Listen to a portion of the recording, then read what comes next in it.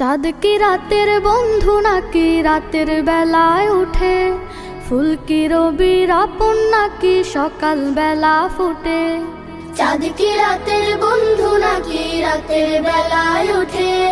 ফুল কি রবির আপন নাকি সকাল বেলা ফোটে?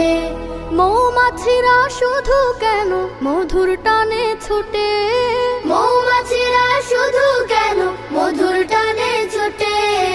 এমন হাজার প্রশ্ন ঘুরে ভাইয়া আমার ঠোঁটে, এমন হাজার প্রশ্ন ঘুরে ভাইয়া আমার ঠোঁটে।